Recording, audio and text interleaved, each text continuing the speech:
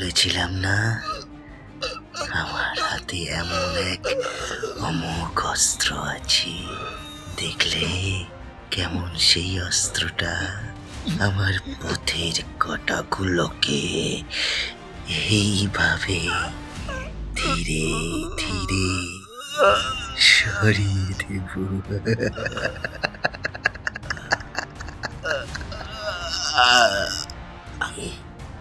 কি আর একটুখানি সময়, আর একটু পরেই মুক্তি।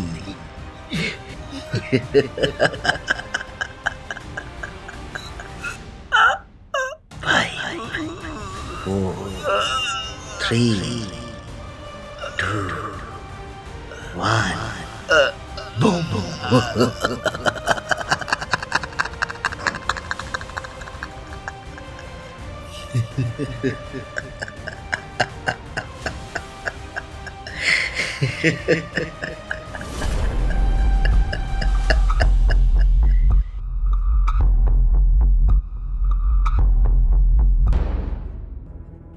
আচ্ছা, যদি এমন হয় আপনার কারো ওপর ভয়ঙ্কর রাগ হলো, আর সেই রাগ থেকেই জন্ম নিল তীব্র প্রতিশোধ স্পৃহা, আর সেই প্রতিশোধ নেওয়াটা আপনার হাতের মুঠোয়, অথচ আইনও আপনার কিচ্ছু করতে পারবে না, তাহলে কেমন হবে বলুন তো?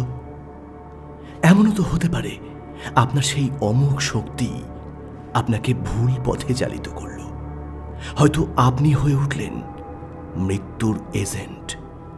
আমাদের আজকের গল্পটি এমনই হাড় হিম করা একজন খুনিকে নিয়ে। দেখতে থাকুন ডাউন মিস্ট্রি লেন। আরও ভালো ভালো গল্প পেতে সাবস্ক্রাইব করুন আমাদের official YouTube channel down mystery lane. আজ আপনারা শুনবেন আলফ্রেড হিচককের কাউন্টডাউন। গল্পটি অনুবাদ করেছেন তাপস ঘোষ। কথকের ভূমিকায় সুমনা, মাইকেলের চরিত্রে শুভজিৎ, গল্পের সূত্রধার ক্যাটসপিট এবং অন্যান্য চরিত্রে আমি মনোতোষ। পোস্টার ডিজাইন প্রতাপ কুমার বিষয়, সম্পাদনা এবং পরিচালনায় মনোতোষ। শুরু হচ্ছে আজকের গল্প, আলফ্রেড হিচককের লেখা কাউন্টডাউন।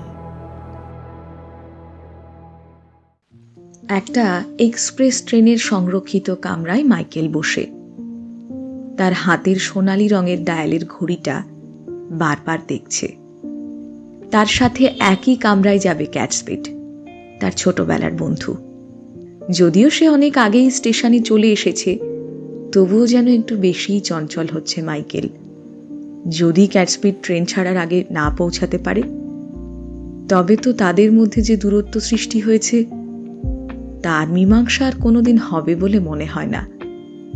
আবার কবে ক্যাটসপিটকে একান্তভাবে পাবে তার কোনো নিশ্চয়তা নেই। আসলে হয়েছে কি, মাইকেল আর ক্যাটসপিট একদম ছোটবেলার বন্ধু। একসাথে পড়াশোনা করেছে, কাজও তারা প্রায় একই সাথে পেয়েছে। মাইকেল সরকারি দপ্তরে আর ক্যাটসপিট ইন্স্যুরেন্স কোম্পানিতে। সবই চলছিল ঠিকঠাক। মাঝখানে লিজা এসে সব কেমন ওলট পালট করে দিল। দুজনেই লিজার প্রেমে পাগল হলো, কিন্তু লিজা বেছে নিল মাইকেলকেই। আর সেখানেই হলো বড় সমস্যা। ক্যাটসপিট এক প্রকার গুটিয়ে নিল নিজেকে। সে আর মাইকেলের সাথে দেখা সাক্ষাৎ করে না। বন্ধুর এই পরিবর্তনে মাইকেল একটু অবাক হয়। তবু সে ক্যাটসপিটের সাথে দেখা করে, নিজেদের মধ্যে যে অযাচিত দেয়াল তৈরি হয়েছে সেটা ভাঙার চেষ্টা করে বারবার, কিন্তু লাভ হয়নি। বরঞ্চ ক্যাটসপিট বিভিন্ন বাহানায় দূরে থেকেছে প্রতিবারই। তাই দুই বন্ধুর মধ্যে দূরত্ব বাড়তে বাড়তে এখন সহস্র যোজনে দাঁড়িয়েছে। তাহলে এখন কেন একসাথে তারা যাচ্ছে? একদিন ট্রেনের রিজার্ভেশন কাউন্টারে অপ্রত্যাশিতভাবেই দেখা হয় দুজনার। মাইকেল আর ক্যাটসপিট দুজনেই একই জায়গার টিকিট কাটতে গিয়েছিল। দুজনেরই অফিসের কাজ। তখন মাইকেল এগিয়ে এসে ক্যাটসপিটকে প্রস্তাব দেয়, একই জায়গায় যখন যাচ্ছি তখন আমরা দুই বন্ধু একসাথে টিকিট কাটি, তাহলে তো প্রায় 10 ঘন্টার রাস্তা দুই বন্ধু একসাথেই যেতে পারবো। এক আশ্চর্য ব্যাপার ঘটল। ক্যাটসপিট রাজিও হলো আর মাইকেলকে জড়িয়ে ধরে কেঁদে ফেলল। এই কয়েক বছরের বিচ্ছেদের বেদনা তখন দুজনের গাল বেয়ে অশ্রু আকারে ঝরে পড়েছিল। এই ফাঁকে মাইকেল দেখে ক্যাটসপিট হন হন করে হাতে একটা সুটকেস আর অন্য হাতে একটা বই নিয়ে হন্তদন্ত হয়ে প্ল্যাটফর্ম দিয়ে তাদের নির্দিষ্ট কামরার দিকে এগিয়ে আসছে। তাই দেখে মাইকেলের মনের থেকে যেন একটা বড় পাথর নেমে গেল। মাইকেল তখন তার বন্ধুত্বের আবেশে মগ্ন। তার হারিয়ে যাওয়া বন্ধুত্ব সে যে কোনো মূল্যে ফিরে পেতে বদ্ধপরিকর। পাশে এসে বসে এক দীর্ঘশ্বাস ফেলে ক্যাটসপিট বলে, মাইকেল ভাই, তুমি কিছু মনে করো না। আসলে সকালে ঘুম থেকে উঠতে এত দেরি হয়ে গেল, তাই তোমাকে আমার জন্য এত চিন্তা করতে হলো। তুমি কি করে বুঝলে আমি তোমার জন্য চিন্তিত? আরে আমি তো তোমার বন্ধু নাকি? বন্ধুর মুখ দেখলে আমি বুঝতে পারবো না? তাহলে ছোট থেকে তোমার সাথে আমার বন্ধুত্বের কোনো মানেই থাকে না। তুমি এখনো আমাকে বন্ধু মনে করো? ভাবতেই পারছি না।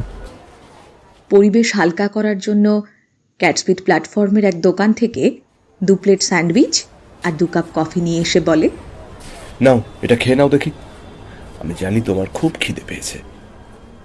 মাইকেলের চোখ আবার ভিজে উঠল। সে ক্যাটসপিটকে জড়িয়ে ধরে। কোনো কিছুই আর বলতে পারে না, শুধু সে নির্বাকভাবে স্যান্ডউইচ খেতে শুরু করল। তারপর কফি খেয়ে নিয়ে এসে জিজ্ঞাসা করে, তোমার হাতের ওই বইটা দেখছি কিনলে নাকি? হ্যাঁ কিনলাম, শুনলাম এই বইটার নাকি খুব সেল, তাই ভাবলাম তুমি যখন আছো আর আমরা 10 ঘন্টা জার্নি করব, এই সময় তুমি যদি ছোটবেলার মতো আমাকে এই বইটা পড়ে শোনাও তাহলে বেশ জমবে। পড়ে শোনাবে মাইকেল? কি বলছো? আমার বন্ধুর জন্য আমি প্রাণটাও দিয়ে দিতে পারি, আর সামান্য একটা বই পড়ে শোনাতে পারবো না? মাইকেল বইটা হাতে তুলে নিয়ে নেড়েচেড়ে দেখতে লাগলো। বইটার নাম বেশ সুন্দর, কিন্তু লেখকের নাম এমন অদ্ভুত কেন বলো তো? কেন আবার? হয়তো লেখক ছদ্মনাম ব্যবহার করেছেন, নইলে ব্ল্যাক ক্যাট কারো নাম হতে পারে। তুমি বলো না? ঠিক বলেছ। ক্যাটসপিট, তুমি গল্পটা শুনবে না? এ তো শুনবই, আর এখন আমাদের কামরাটাও খালিই আছে, এই ফাঁকে পড়াটাই মনে হচ্ছে ভালো হবে। আর যদি কোনো যাত্রী চলে আসেন তাহলে হয়তো উনি বিরক্তি প্রকাশ করবেন, তাই আমার মনে হয় এখনই পড়া ভালো। তুমি শুরু করো। মাইকেল এবার বইটা খুলে ফেলে আর কয়েকবার গলা খ্যাকা দিয়ে পড়তে শুরু করে। এই গল্পটা খুবই সাধারণ ভাষায় লেখা। আসলে এই গল্পটাতে একটি বিশেষ ক্ষমতার কথা বলা হয়েছে, যে ক্ষমতাটা আমার একান্ত ব্যক্তিগত। আমার নোট বইতে যেভাবে আমি লিখেছিলাম ঠিক তার ফটোকপি এই গল্পে তুলে ধরা হয়েছে। সত্যি বলছি, একটা কথাও লুকাইনি, আর লুকানোর প্রয়োজনই বা কোথায়? আমি তো এই গল্পের শেষে আমার ক্ষমতা ত্যাগ করার কথা লিখে গেছি, তাই আর কোনো লুকোচুরি নয়।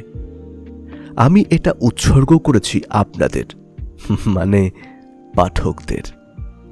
আরে পাঠক ছাড়া কোনো লেখা কি লেখা বলে গণ্য হয়? না, হয় না। তাই আমার এই সিদ্ধান্ত। কি ভাবছেন আমি কি ক্ষমতার কথা বলছি? আর এটা আমি কিভাবেই বা পেলাম? আমার ক্ষমতা হলো মানুষ খুন করা।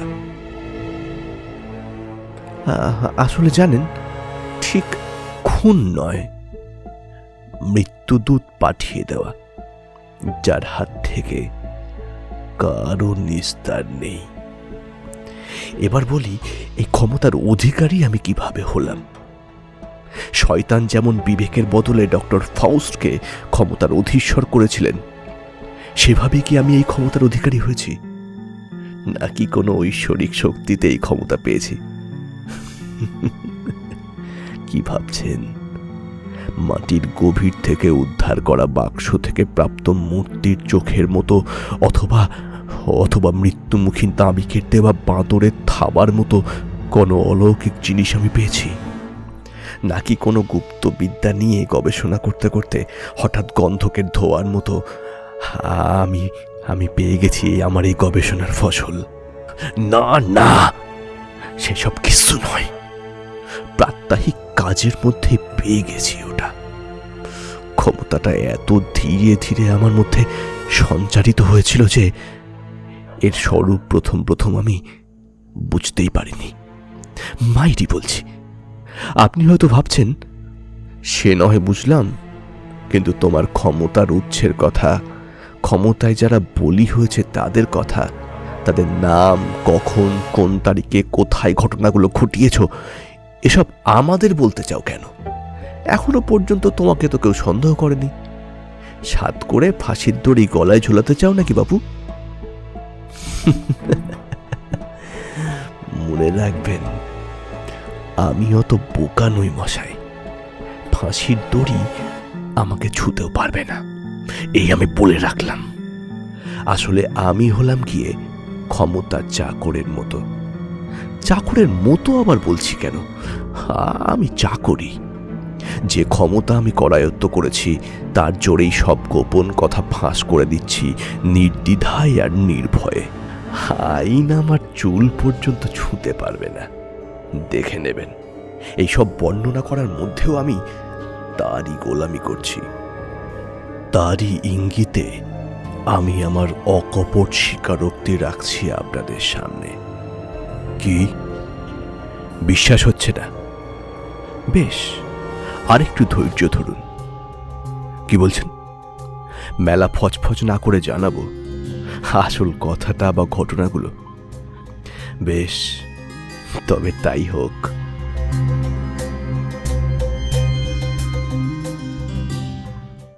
ওভারলাস্টিং ইন্স্যুরেন্স কোম্পানির বড় কর্তা মিস্টার র্যানকিনের নাম শুনেছেন তো? উনি ছিলেন কর্মক্ষেত্রে আমার ওপরওয়ালা।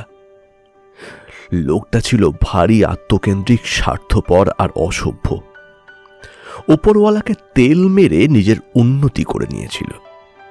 এদিকে আমার প্রমোশনের সুপারিশ কোম্পানির কর্মকর্তাদের কাছে পাঠানোর ব্যাপারে তার ছিল খুব অ্যালার্জি। আমি বারবার বলেছি, আমার প্রমোশন কবে হবে? উত্তরে পেয়েছি সাংঘাতিক অপমানসূচক কথা। শালা ওপরওয়ালার মেয়েকে বিয়ে করে সে যেন একরকম অদ্বিতীয় হয়ে উঠেছিল। কিন্তু আমিও হাল ছাড়ার পাত্র নই। খুব খাটতাম জানেন, যাতে করে আমি ম্যানেজমেন্টের নজরে পড়ি। কিন্তু আমি জানতাম না আমি চক্রব্যূহের মধ্যে পড়ে আছি। তাই আমার শত চেষ্টা ওই র্যানকিনের কড়া নজরদারিতে দিশেহারা হয়ে গেল। উল্টে আমার নামে বদনাম পৌঁছল কর্তাদের কানে। ফলে আমরা কেউ কাউকে দু চোখে দেখতে পারতাম না। যখন ওর মুখটা দেখতাম আমার ভেতরটা পুরো জ্বলে যেত। র্যানকিন আমাকে চরম অপদস্থ করার জন্য আমার বিভাগে ওর পেটুয়া লোক বদলি করল, যারা সবাই স্বভাবে বেপরোয়া। আমাকে একটু মাননি করতো না, বরং র্যানকিনের নির্দেশে তারা আমাকে জুনিয়র স্টাফদের সামনে অপমান করত। টাইপিস্টের সঙ্গে কথা বলার সময় ইচ্ছা করে আমার টেবিলের উপর বসে শীষ দিত, গান গাইত।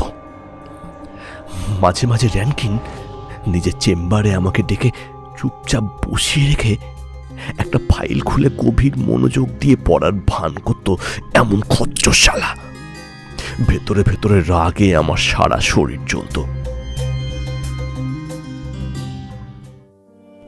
ফেরার পথে ট্রেনে হয়তো চোখের সামনে বসে খবরের কাগজ মেলে ধরেছি, অথচ এক বর্ণ পড়তে পারছি না। চোখ ফেটে জল আসছে। অপমানে মনটা ভারী হয়ে আছে।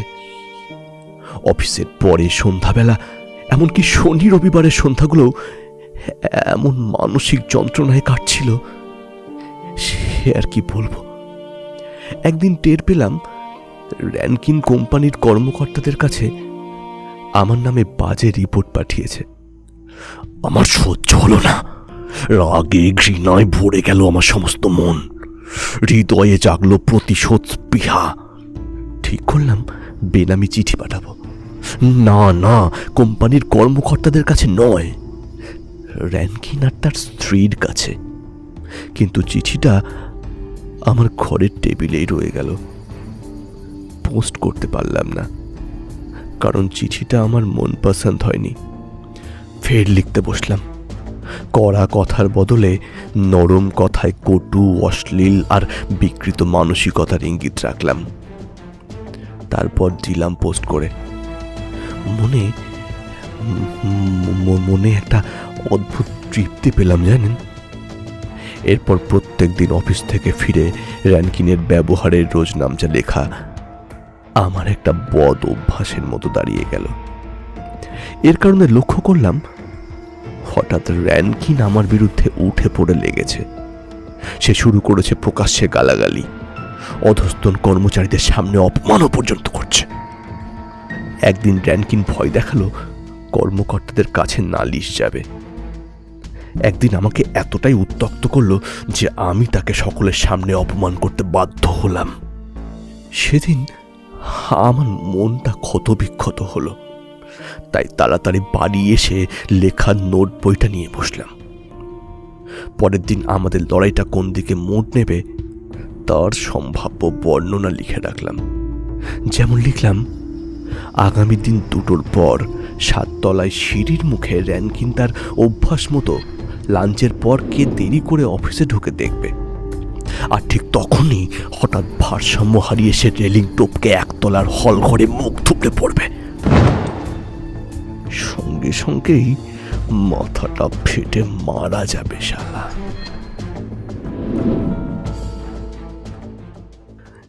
যখন এই কথাগুলো লিখছি তখনও জানি না কেমন করে জন্ম নিচ্ছে এক অমোঘ অস্ত্র আমার এই 2 আঙুলের জাদুতে, যে অস্ত্র মানুষকে অনায়াসে মেরে ফেলতে পারে। আমার কল্পনাতেও ছিল না যে কথাগুলো আমি রাগের বশে লিখেছি সেটা অক্ষরে অক্ষরে ফলে যাবে।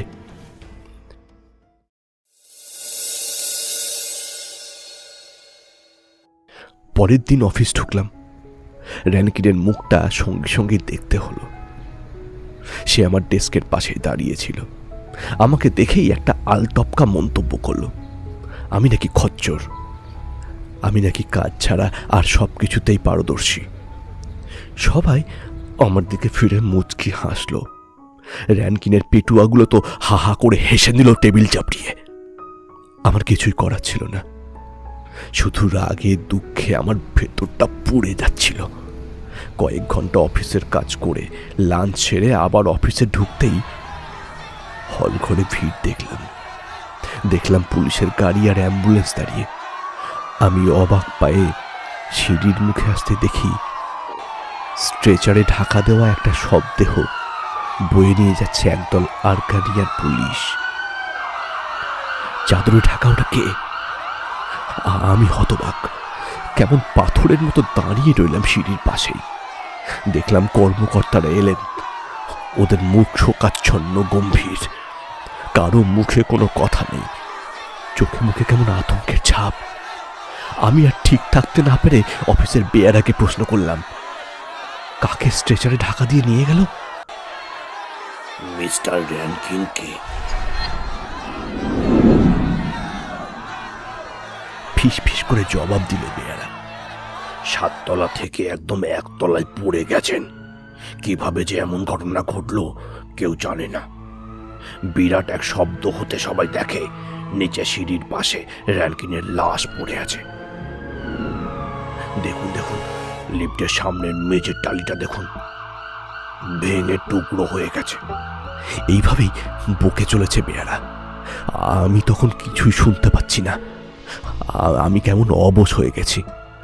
অ্যাম্বুলেন্স চলে যাচ্ছে, ভিড় কেমন কমতে শুরু করেছে। কর্মকর্তারা সবাইকে শোক জ্ঞাপন করে ফিরে যাচ্ছেন। ঝাঁটা বালতি গুছিয়ে চলে গেল জমাদার। মেঝেতে পড়ে থাকা রক্তের দাগ আর ভাঙা টালির টুকরো পরিষ্কার করে নিজেকে সামাল দিতে আমার ঘন্টাখানেক লাগলো। দেখলাম র্যানকিনের খালি ঘরে ঘুরে বেড়াচ্ছে উদ্ভ্রান্ত টাইপিস্টরা।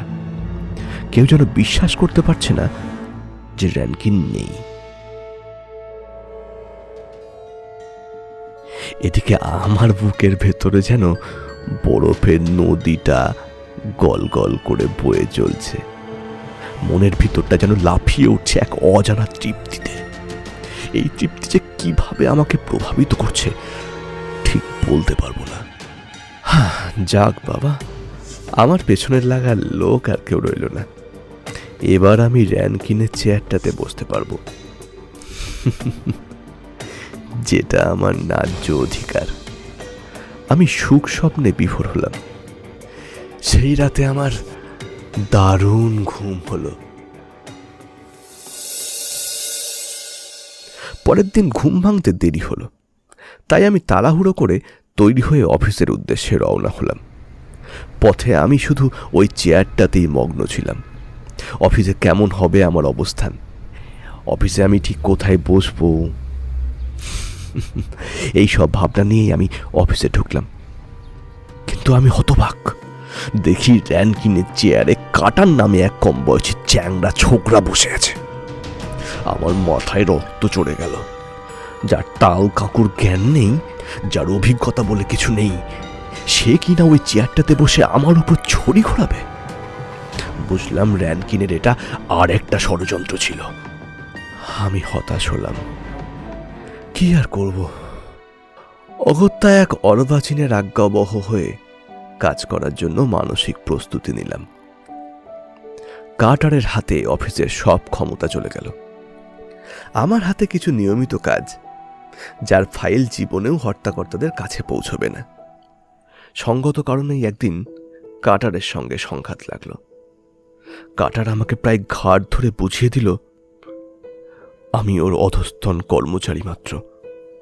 আমার অন্য কোনো ব্যাপারে নাক না গলানোই বাঞ্ছনীয়। ইতিমধ্যে জ্যাকসন নামে এক ছোকরা কার্টারের ডেপুটি হয়ে এলো। আমার উপর অত্যাচার আবার চরমে উঠল। দুজনে মিলে এমন করতে লাগলো যাতে করে আমি যেন কাজ ছেড়ে দিয়ে চলে যাই। আমার প্রতি অবিচারের মাত্রা চরমে উঠল। একদিন অপমানিত আর অত্যাচারিত আমি বাড়ি ফিরে নোট বইতে লিখে ফেললাম, আগামীকাল অফিসের বাইরের পথ দুর্ঘটনায় কার্টার মরবে। ছেলে মানুষের খেয়ালে আর কি। রাগের বসে বাক্যটা লিখে আমি নিজের খেয়ালে হেসে উঠলাম। সেই সময়টার নিজের মুখটা দেখার ইচ্ছা করছিল খুব। তখন কি আমাকে কোনো অতি মানবের মতো লাগছিল, নাকি হাইতি ওঝার মতো আমার মুখটা তখন ভয়ঙ্কর হয়ে উঠেছিল? সে আমার মুখখানা যেমনই দেখতে লাগুক, আমি কিন্তু সেই রাতে ভালোই ঘুমিয়েছিলাম। পরের দিন আমি অফিসে নিজের কাজে ব্যস্ত। হয়তো সবাই নিজের নিজের কাজে ব্যস্তই ছিল। ঠিক সেই সময় রাস্তায় গাড়ির তীব্র ব্রেক কষার শব্দ শোনা গেল।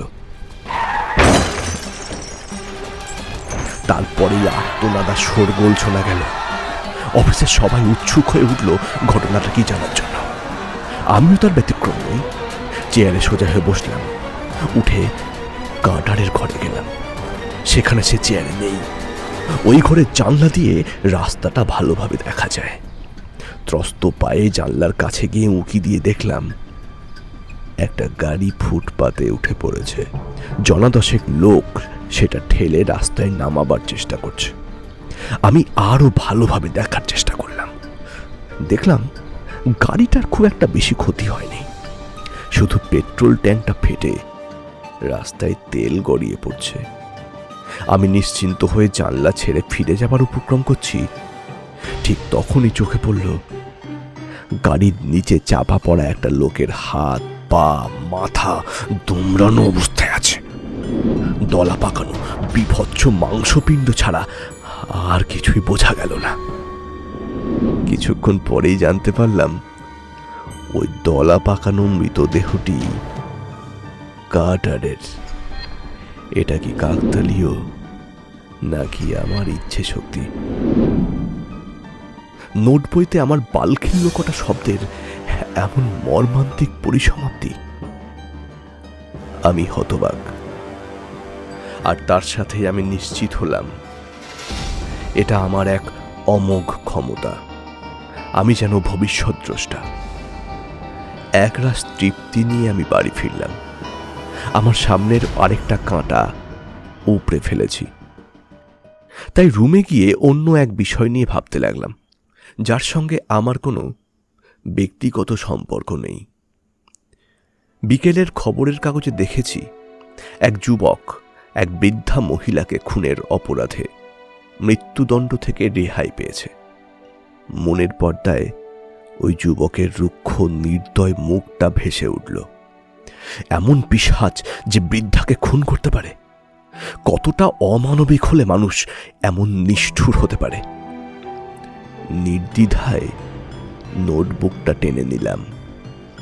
তখনই লিখলাম, আগামীকাল ফ্রাঙ্ক টেলার পেন্টনভিল জেলে সেই যুবক মরে পড়ে থাকবে।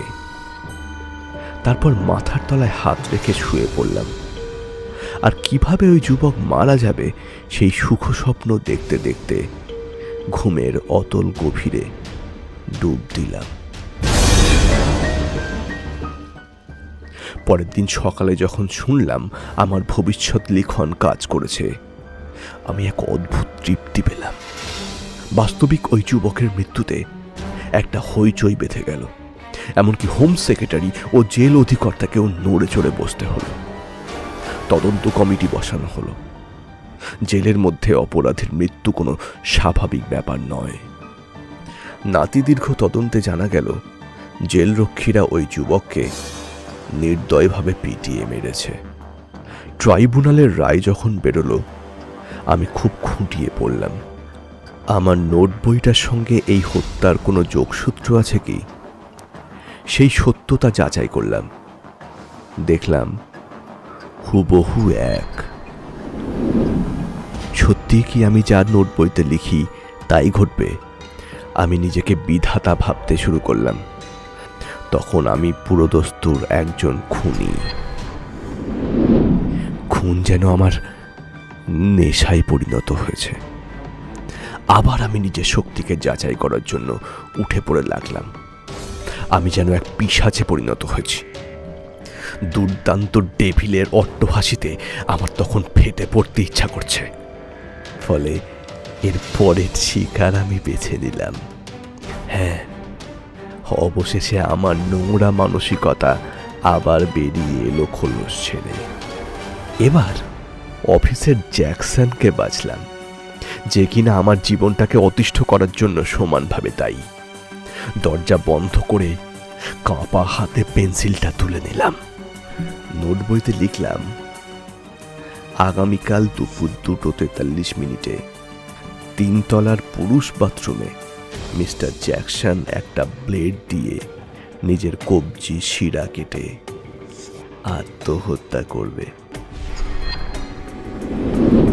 কেন যে এমন উদ্ভট মৃত্যুর পরোয়ানা লিখলাম বলতে পারবো না, কিন্তু লিখলাম। তখনই আমার মাথায় এলো, আরে আমি তো লেখকও হতে পারি। এরপর নোট বইটা সিল করে খামে ভর্তি করে আলমারিতে তুলে রাখলাম। রাতভর উত্তেজনায় ঘুম এলো না। বিছানায় শুয়ে বেশ কিছুক্ষণ ছটফট করলাম। তারপর সারা রাত ঘরের মধ্যে পায়চারি করেই সময় কাটিয়ে দিলাম। পরদিন আমার লেখার সত্যতা আবার প্রমাণিত হলো। বাথরুমের দরজার ফাঁক দিয়ে রক্ত গড়িয়ে আসছে দেখে অফিসের জমাদার সবার আগে ছুটে যায়। তারপর সবাইকে ডেকে এনে বাথরুমের দরজা ভেঙে দেখে বাথরুমের মেঝেতে জ্যাকসনের মৃতদেহ পড়ে আছে। আমার মনে ভয় হলো। আমার ক্ষমতার পেছনে যে অদৃশ্য শক্তি আছে তার হাতের পুতুল হয়ে যাচ্ছি না তো? কেমন একটা নেশা আমাকে পেয়ে বসছে। এখন তো না হয় পথের কাঁটা সরাচ্ছি, পরে এমন হবে না তো যাকে তাকে মৃত্যু পরোয়ানা ধরিয়ে দিলাম। আমি শঙ্কিত হলাম, এই নোট বই তাহলে কি ভবিষ্যতের নির্ভুল ভবিতব্য, নাকি কোনো জাদু মন্ত্রে আমি 24 ঘন্টা আগেই জানতে পারছি মানুষটির নিষ্ঠুর পরিণতি? নিজেকে আমি বোঝাই, আমি খুনি নই, অশুভ আত্মার প্রতিনিধি নই। আমি শুধু আগাম স্ক্রিপ্ট রাইটার। যে ঘটনা ঘটবে শুধু তার 24 ঘন্টা আগে আমি সেটা লিখি মাত্র। অফিস খুলতে দেখলাম অনেকেই চাকরি ছেড়ে দিচ্ছে, পরপর 3টে মৃত্যু, তার উপর মিডিয়ার রসালো প্রচারে অফিসে এক ধরনের ভীতির সঞ্চার হয়েছে। তাই অফিসে ঢুকেই আমার মনের মধ্যে একটা অদ্ভুত শূন্যতা সৃষ্টি হলো। কিন্তু এবার আমি বিভাগীয় প্রধানের প্রাপ্য পদটা পেয়েই গেলাম, ফলে সবকিছুই আমার কাছে স্বাভাবিক হয়ে উঠল। আর 1 সপ্তাহ পরে বোর্ড মিটিং। আমার লক্ষ্য এখন কোম্পানির একজন কর্মকর্তা হওয়া। কিন্তু তা হতে গেলে কোম্পানির মধ্যে সমস্যা সৃষ্টি করতে হবে, যাতে বিভাগীয় কর্তাদের মধ্যে একজনকে কর্মকর্তা হিসেবে বেছে নেওয়া হয়। ক্ষমতায় এলে আমি নিজের লোক নিয়োগ করব। সিঁড়ি বেয়ে ঠিকঠাক উঠতে পারলে কোম্পানির জাতীয় স্তর থেকে আন্তর্জাতিক স্তরে পৌঁছানো কেউ ঠেকাতে পারবে না, বিশেষত যদি আমার বিশেষ ক্ষমতা প্রয়োগ করি। মশাই, এই ক্ষমতা কত সুদূর প্রসারী এবং ভয়ঙ্কর তার স্বরূপ বুঝতে এখনো বাকি আছে।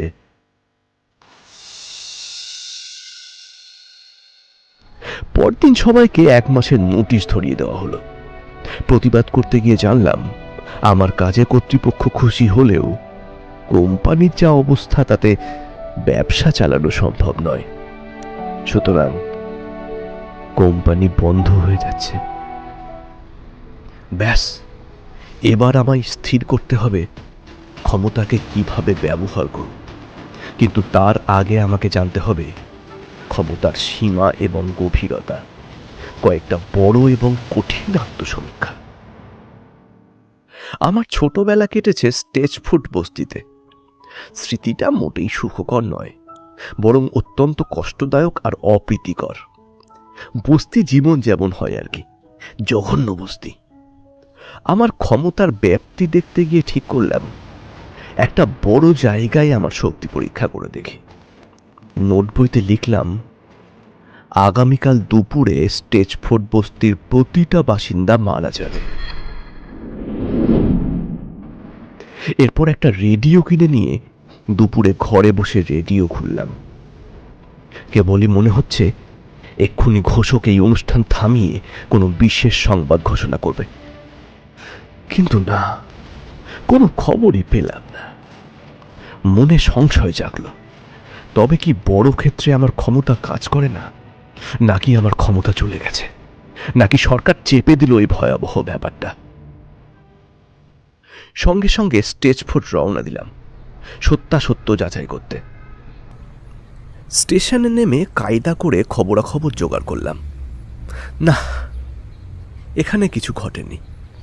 দিব্যি গাড়ি ঘোড়া চলছে, ফ্যাক্টরির ধোঁয়ায় যথারীতি আকাশ ঢেকে আছে, ব্যস্ত মানুষের ভিড়, বস্তিটাও বহাল তবিয়তে ঝুপড়ির মতো দাঁড়িয়ে, আর মানুষগুলোও তাদের বস্তি জীবন ভোগ করছে। হতাশ হলাম, একরাশ মন খারাপ নিয়ে বাড়ি ফিরলাম। মাথা নিচু করে সিঁড়ি দিয়ে উঠতে যাব, তখনই বাড়িওয়ালি ভাড়ার তাগাদা করল। হতাশাটা হঠাৎ যেন বদলে গিয়ে রাগে পরিণত হলো। প্রচণ্ড রাগে আমার 2 রক টনটন করতে লাগলো। রুমে ঢুকে ড্রেস না বদলে আমি নোট বই হাতে তুলে নিলাম। তাতে লিখলাম, পরদিন সিঁড়ির নিচে বাড়িওয়ালির মৃতদেহ পাওয়া গেল।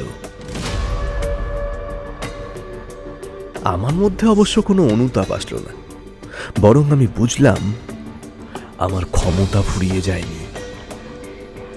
এরপর ধীরে ধীরে আমার ক্ষমতার রূপটা যে আসলে কি সেটা টের পেলাম। যেমন বস্তির সমস্ত মানুষ বা শহরের সব মানুষকে একসঙ্গে আমি মারতে পারবো না, কিন্তু একজনের মৃত্যুর ব্যাপারেই আমার ক্ষমতা কাজে লাগবে। শেয়ারের ওঠা পড়ায় সে শক্তি কাজে আসে না, তাও পরীক্ষা করে দেখেছি। ঘোড়দৌড় বা লটারিতেও আমার ক্ষমতা ব্যর্থ হয়। তাহলে কি আমি যমদূতের এজেন্ট? তাছাড়া আমার ক্ষমতার উৎসও জানা নেই। তবে নোট বইয়ের এই বর্ণনা আর এই মৃত্যু মিছিল আমাকে আদৌ লাভবান করল কি? বাড়িওয়ালির মৃত্যুর পর পুলিশ যেন আমাকে সন্দেহের চোখে দেখছে। না হলে একজন কনস্টেবল আমার সাথে আবহাওয়া নিয়ে খেজুরে আলাপ করবে কেন? সে কি আমার পেট থেকে কোনো কথা বের করতে চাইছে, নাকি আমার টেলিপ্যাথির জোর কতটা যাচাই করছে? কিন্তু আমার নামে কোনো স্পষ্ট অভিযোগ কেউ করেনি, তাই আমি নিঃসন্দেহ হলাম আমি আইনের ধরা ছোঁয়ার একদম বাইরে। তাই এই বিষয়ে আমার মাথা ঘামানোর কোনো মানে হয় না। অফিস তখনও পুরো বন্ধ হয়ে যায়নি, সবে যেতে শুরু করেছে। মনে হলো আমার নিয়োগকর্তা যেন একটু বাঁকা নজরে আমাকে দেখছে। আমার এই অলৌকিক ক্ষমতা কি সে তবে জেনে গেছে? আমার গা থেকে কি জ্যোতি ফুটে বেরোচ্ছে? সেই জন্যই কি আমি সকল কৌতূহলের কেন্দ্রবিন্দু? লক্ষ্য করলাম বাসে, রেস্তোরাঁয় সমস্ত লোক আমার দিকে আকৃষ্ট হচ্ছে। তাহলে ক্ষমতা কি চলে যাচ্ছে আমার? নোট বইটা কি এবার পুড়িয়ে ফেলবো? আলমারিটাও বেচে দেব? তখনই মনে এলো কথাটা, pen is mightier than sword. কলম তরবারির চেয়েও শক্তিশালী। এবার একটা বুদ্ধি খেলে গেল আমার মাথায়। ঠিক করলাম আমার সমস্ত ক্ষমতা বাঁচিয়ে রাখার একটা সহজ রাস্তা বের করে ফেলেছি। নোট বই লিখব না, অথচ যাদের মারবো তারা জানতেও পারবে না কেন খতম হলো আর কি করেই বা খতম হলো। মশাই, আমি একটা গল্প লিখে ছাপবো। খুবই সাধারণ ভাষায় লেখা গল্প। সেই গল্পে আমার একটা বিশেষ ক্ষমতার কথা লেখা থাকবে, খোলসা করেই থাকবে। আমার ক্ষমতায় যারা বলি হয়েছেন তাদের নাম, কখন, কিভাবে খতম হলেন তার অবিকৃত বিবরণে আমার নোট বই কিভাবে ভর্তি হতে থাকলো সব কিছু লিখে যাব। মাইরি বলছি, একটা কথাও লুকাবো না। সবশেষে আমার এই ক্ষমতা ত্যাগ করার সিদ্ধান্তের কথাও লিখে যাব।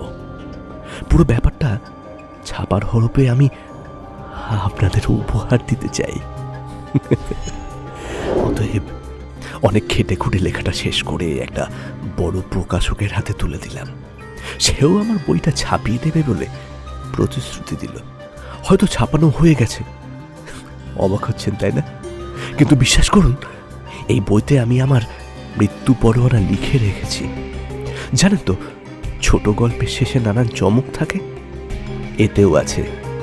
তাই গল্পের শেষে শেষবারের মতো আমি আমার ক্ষমতার স্ফুরণ ঘটিয়েছি। ঘোষণা করছি আমার শেষ মৃত্যুদণ্ডাজ্ঞা। এখানে একটা মৃত্যু এঁকে রাখছি। কার আবার? এই মুহূর্তের পাঠকের?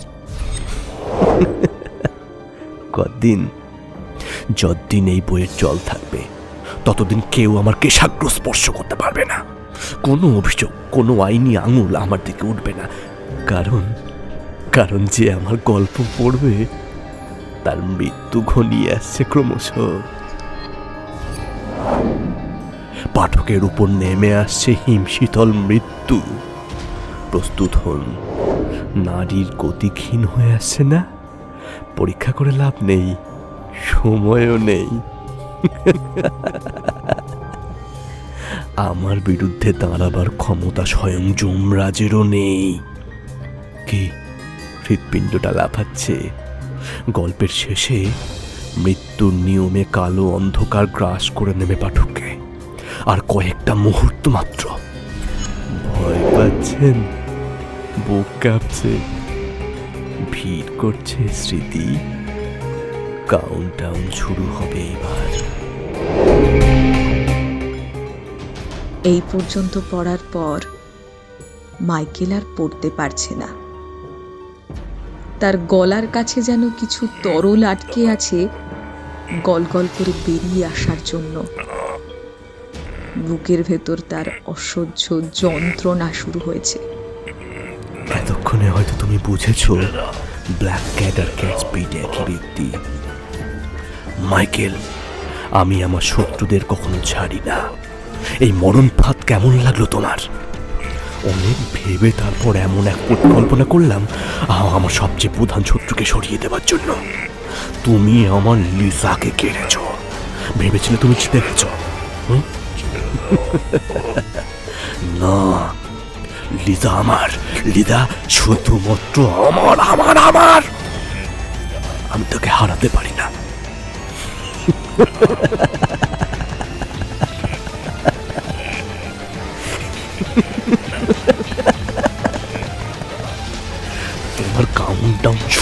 গেছে মাইকেল। তুই তো আমার কাউন্টডাউন শুরু হয়ে গেছে। 5 4 3 2 1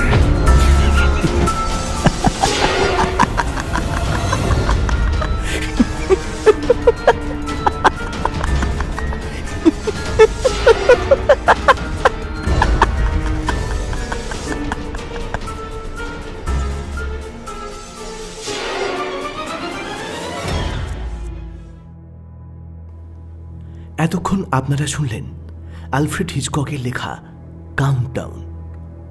কথকের ভূমিকায় ছিল সুমনা, মাইকেলের চরিত্রে শুভজিৎ, গল্পের সূত্রধার ক্যাটসপিট এবং অন্যান্য চরিত্রে আমি মনতোষ। পোস্টার ডিজাইন প্রতাপ কুমার বিষয়, সম্পাদনা এবং পরিচালনা মনতোষ।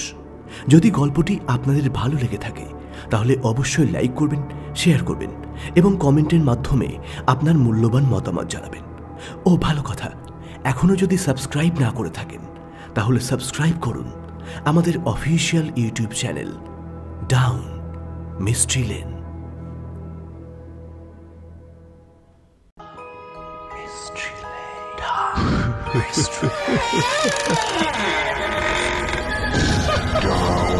Mystery Lane.